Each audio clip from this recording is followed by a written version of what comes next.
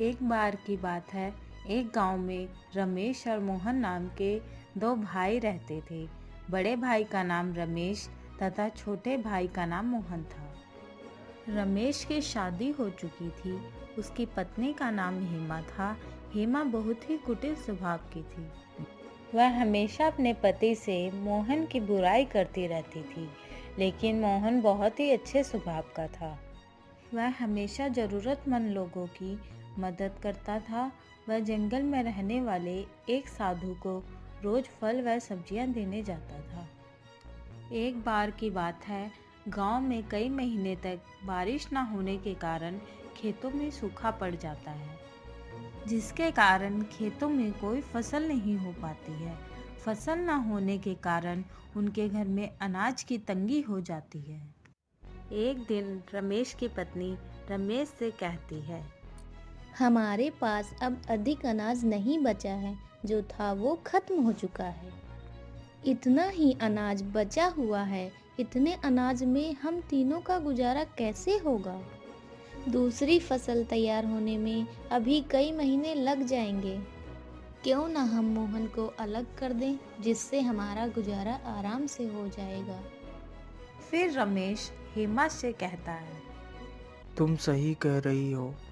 हमें मोहन को अलग कर देना चाहिए ताकि हम अपना गुजारा कर सकें। फिर वह मोहन को आवाज देता है। फिर उसकी पत्नी बताती है, मोहन घर पर नहीं है, वह कहीं बाहर गया है। लेकिन मोहन साधु के पास गया था। जब मोहन घर वापस लौटता है, तब घर पहुंचकर रमेश की पत्नी से कुछ खाने को मांगता है।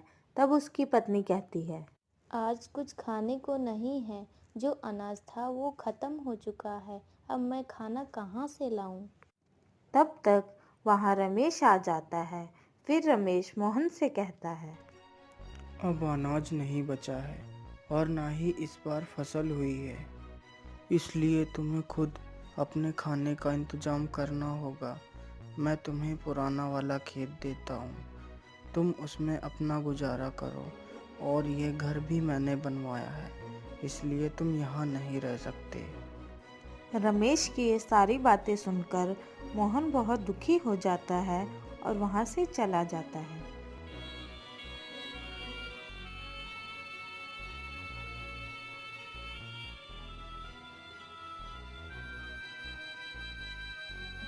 और साधु के पास पहुँचता है।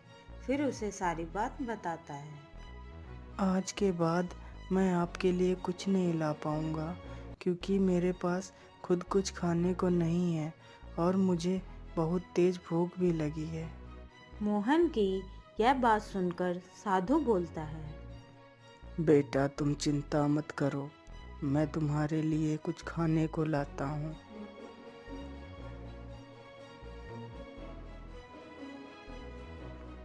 फिर साधु उसे कुछ खाने को देता है और मोहन खाना खा लेता है। फिर साधु उसे एक जादुई घड़ा देता है और कहता है, बेटा, ये घड़ा लो। तुम इस घड़े के सामने अपनी जो भी इच्छा प्रकट करोगे वह पूरी हो जाएगी। लेकिन याद रखना, अगर इस घड़े के सामने अन्य व्यक्ति ने अपनी इच्छा प्रकट की तो उसकी मृत्यु हो जाएगी। ठीक है बाबा, मैं इस बात को याद रखूंगा। फिर मोहन वहाँ से घड़ा लेकर अपने खेत के पास पहुँचता है और घड़े से कहता है, हे जादुई घड़े, मेरे लिए एक घर बना दो। फिर घड़े के जादू से उसका बहुत सुंदर घर तैयार हो जाता है। ये देखकर वह बहुत खुश हो जाता है। फिर वह घर के अंदर जाता है।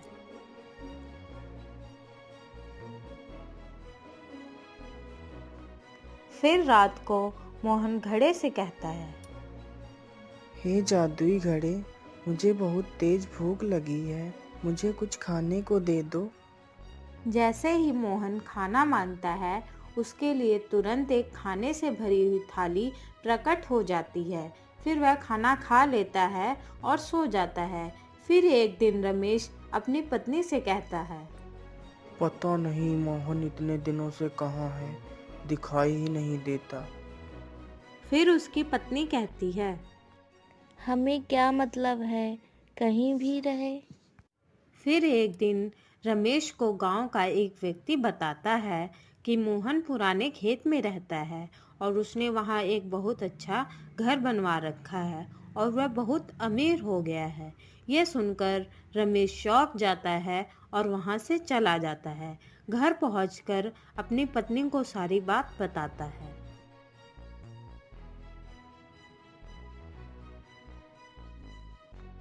फिर रमेश की पत्नी उसे कहती है, ये कैसे हो सकता है, इतनी जल्दी वो अमीर कैसे हो सकता है।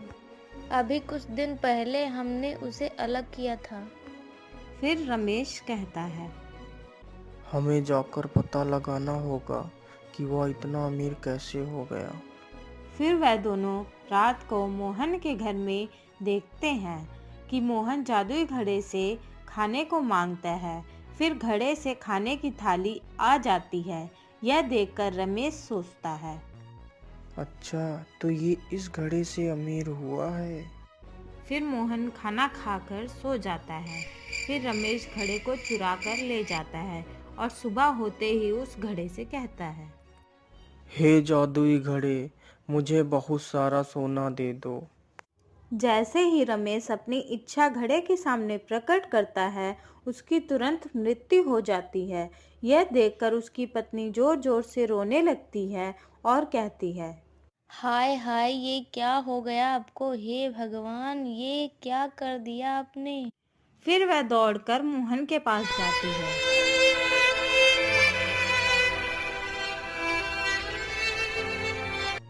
मोहन, ओ मोहन, सुनो। फिर मोहन देखता है कि रमेश की पत्नी उसे आवाज दे रही है। तब मोहन उसे पूछता है, क्या हुआ भाभी? मोहन, तुम्हारे भाई को पता नहीं क्या हो गया है। वह यहाँ से तुम्हारा जादुई घड़ा चुरा कर ले गए थे और जैसे ही उन्होंने जादुई घड़े से अपनी इच्छा प्रकट की, तभी अचानक से वह बेहोश हो गए और जमीन पर गिर गए। यह सुनते ही रमेश दौड़कर साधु के पास जाता है और साधु से सारी बात बताता है।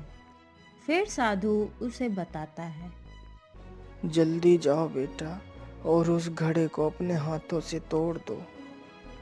यह सुनकर मोहन दौड़कर वहां पहुंचता है और जल्दी से घड़े को उठाकर जमीन पर पटक देता है, जिससे घड़ा टूट जाता है। घड़े के टूटते ही रमेश जीवित हो जाता है और वह मोहन से कहता है, मोहन, मैंने तुम्हें घर से बेघर कर दिया, लेकिन फिर भी तुमने मेरी जान बचाई। मुझे माफ कर दो मेरे भाई। फिर वह तीनों हंसी खुशी साथ में रहने लगते हैं।